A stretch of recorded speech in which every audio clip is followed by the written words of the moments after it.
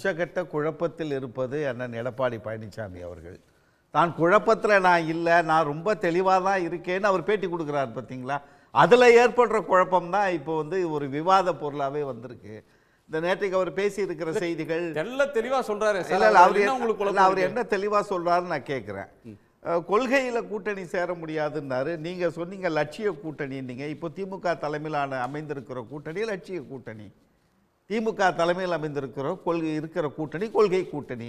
ஏன்னு ஒரு கேள்வி வரும்ல. அதில் திராவிட இயக்கத்தினுடைய சமூக நீதி, சமத்துவம், பெண்ணுரிமை, அனைவருக்குமான வளர்ச்சி, இதில் ஏதாவது கூட்டணி சேர்ந்திருக்கிற இயக்கங்களுக்கு மாற்று கருத்து இருக்கா?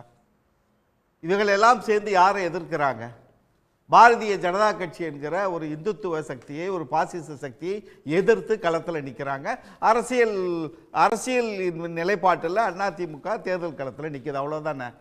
பாஜக இதையெல்லாம் தவிர்த்து நிற்கிற, சமூக நீதி இல்லை, சமத்துவம் இல்லை, பெண்ணுரிமை பற்றி பேசாது, அனைவருக்கும் சமமான வளர்ச்சியை பற்றி பேசாது. இதெல்லாம் பேசாத பாஜக கூட நீங்கள் கூட்டணி சேருவது என்பது அது எப்படி சாத்தியமாகும் என்று ஒன்று. ரெண்டாவது, நாம் யார் என்று எதிரி என்று தீர்மானிக்கிறோமோ அந்த எதிரிகளை நம்ம மையப்படுத்தி தான் கூட்டணி அமைக்கணும்னு பேசுகிறார். இப்போ பேட்டியில் கொடுத்துருக்கிறது. யார் எதிரி? ஒரு திராவிட இயக்கத்திற்கு யார் எதிரியாக இருக்க முடியும்? அரசியல் எதிரியாக நீங்கள் திராவிட முன்னேற்ற கழகத்தை நீங்கள் அதிமுக தொடங்கிய காலத்திலிருந்து திமுகவை ஒரு அரசியல் எதிரியாக, ஒரு விரோத மனப்பான்மையோடு, ஒரு சகோதரனா கூட அடுத்த கட்சிக்காரன் கூட பழகக்கூடாத இடத்திற்கு நீங்கள் நகர்த்தி கொண்டு வந்திருக்கிற அரசியல் உங்களுடையது. அரசியல் எதிரி களத்திலே சந்திப்பது என்பது வேறு. ஒரு திராவிட இயக்கத்தினுடைய அடிப்படை கோட்பாடான சமூக நீதி, சமத்துவம், பெண்ணுரிமை, அனைவருக்குமான வளர்ச்சி, இதை எதையுமே ஏற்றுக்கொள்ளாத ஒரு பாஜக கூட நாங்கள் சேர்த்துப்போம்.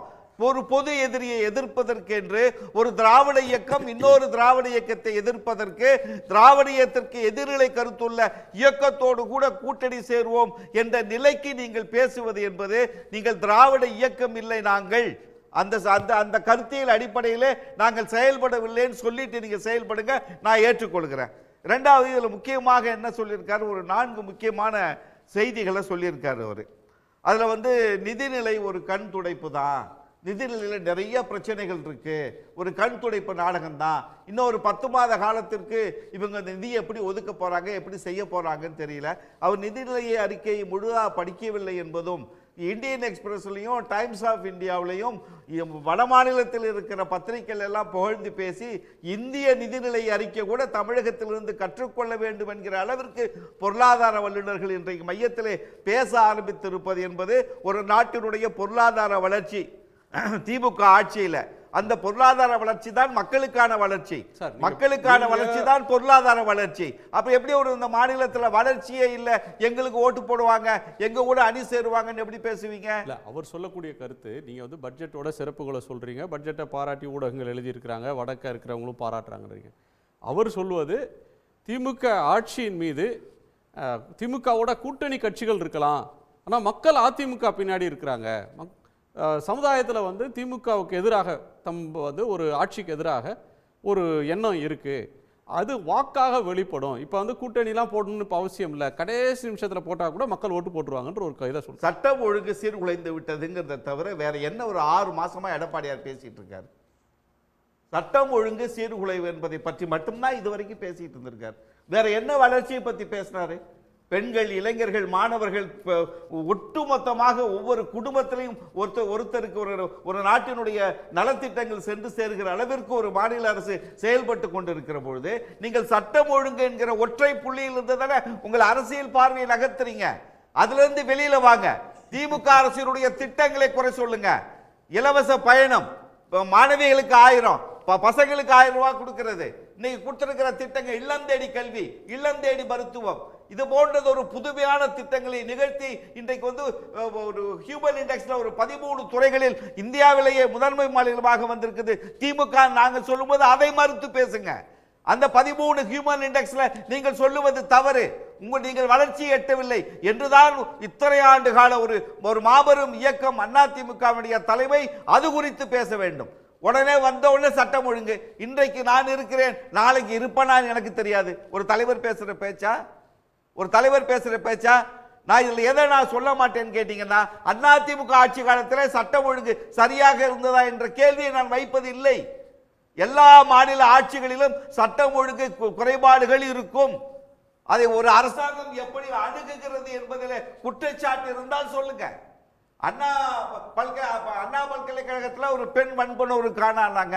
யார் அந்த சார், யார் அந்த சாருங்கிற இந்த ஒற்றை புள்ளியை தவிர வேற என்ன குற்றச்சாட்டை வச்சீங்க?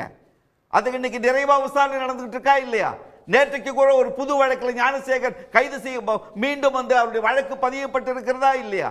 ஆனா இன்னைக்கு வரைக்கும் நீங்கள் வைக்கிற முழக்கம், அந்த குற்றவாளி வைத்த யார் சார், அந்த சார், அப்ப யார் சார், இதை தவிர வேற என்ன நீங்க அந்த அண்ணா யூனிவர்சிட்டி நடந்த பிரச்சனையில குற்றச்சாட்டு வைத்தீங்க? நான் உங்களிடம் வைக்கிற கேள்வி, திமுகவினுடைய திட்டங்கள், மக்கள் நல திட்டங்கள், அதில் உள்ள குறைபாடுகளை சொல்லி பேசுங்க. சட்டம் ஒழுங்க ஒரு பக்கம் நகர்த்தி வச்சிட்டு இந்த புள்ளிக்குள்ள வாங்க. ரெண்டு பிரச்சனை இருக்கு சார். ஒன்னு law and order break down. இப்ப மணிப்பூர்ல கலவரம் நடந்தது, மத கலவரம் நடக்குது, அல்லது 90களில் தமிழ்நாட்டில் நடந்த ஜாதி கலவரம், பஸ்ஸே ஓடாது, போலீஸு இப்போ இது வெளி துணை இராணுவ படையெல்லாம் கொண்டு போய் ஊரில் நிறுத்தினாதான் கடை திறக்க முடியும், ஊருக்கு போகிறவங்க திரும்ப வருவாங்களா அப்படின்னு தெரியாதுன்னு சொல்கிற ஜாதி கலவரம், மத கலவரம், பொது அமைதியின்மை, காஷ்மீரில் மணிப்பூரில் பண்ணது மாதிரி மாதக்கணக்கில் வந்து டேட்டா இல்லாமல், செல்ஃபோன் சிக்னல் இல்லாமல் வச்சுருக்கிறது, பப்ளிக் ஆர்டர் குலைந்து போகிறது ஒன்று. இன்னொன்று தனி நபர் குற்றங்கள். இல்லை, இது நம்ம நிறைய விலைக்கு சொல்லியாச்சு அவங்களுக்கு. நீங்க சட்டம் ஒழுங்கு சீர்கெட்டு விட்டது என்று நீங்கள் குற்றச்சாட்டு வைக்கிற செய்திகள் எல்லாம் சட்டம் ஒழுங்கு சீர்குலைவுக்கான இல்லை. ஒரு தனி மனித விரோதத்தால் ஏற்படுகிற கொலைகள் என்பது எல்லா ஆட்சியிலும் நடந்து கொண்டிருக்கும். உங்க ஆட்சியிலும் நடந்திருக்குது.